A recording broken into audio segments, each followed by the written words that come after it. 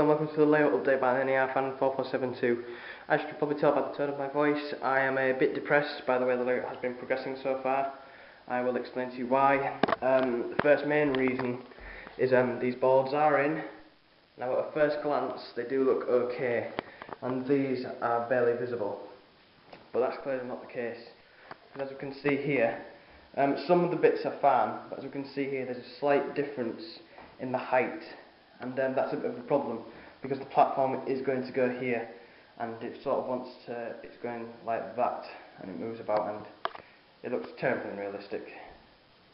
And the next thing is you can see there's not a piece of board over there. That's due to the reason because these are frankly, well, crap compared to these white ones there. So I'm going to go out and buy some more white ones just to give it some more support because they are a lot stronger than those crap ones over there. The next negative aspect I want to talk about is I've totally botched the ballasting. It looks, I'm going to leave you to be the judge, but I think it looks absolutely terrible.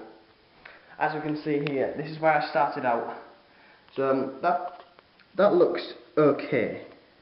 That's when I had the pit, that's when I had some patience.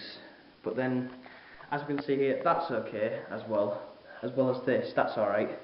But then we can see, as soon as I start to go, I just go really slowly, you can see I start to rush it a little bit and start to get a bit impatient.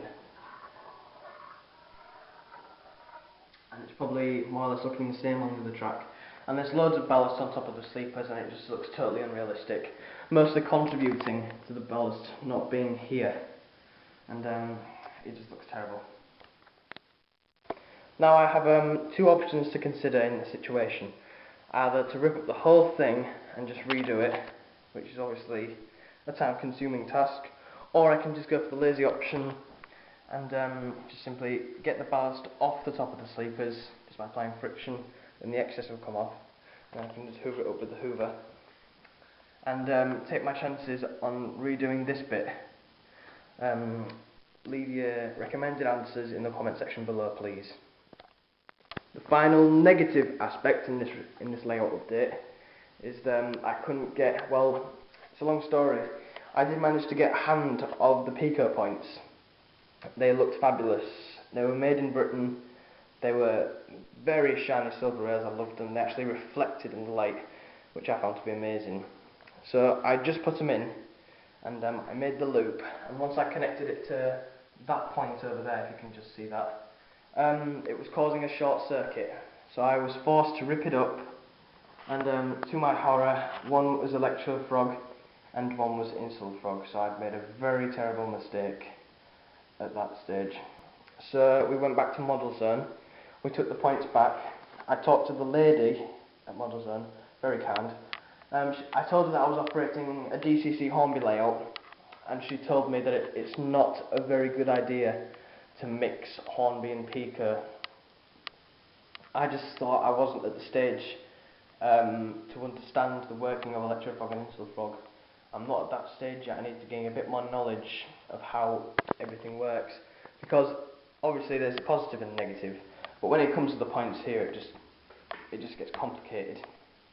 So anyway, that's the points. Now for the good aspects. Now it's not all bad. As you can see, the fourth loop is now in place, which is fantastic.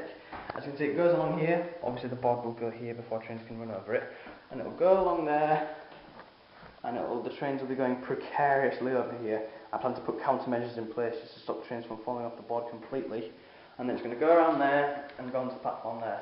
I'm going to maybe set up some more junctions here just so it's easy to switch from track to track. They'll all be streamlined points or express points because I can't make do with, where are they? Just the small points here. I cannot live with those, they're just way too sharp and unrealistic. So yep, that's the fourth loop completed.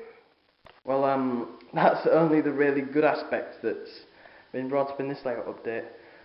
So anyway, hopefully the next layout update will be a bit more cheerful. Hopefully I would have progressed a bit more with the ballast and it will look much better than it is already because it just looks terrible at the moment. So anyway, thank you for watching. Please don't forget to rate, comment and of course subscribe.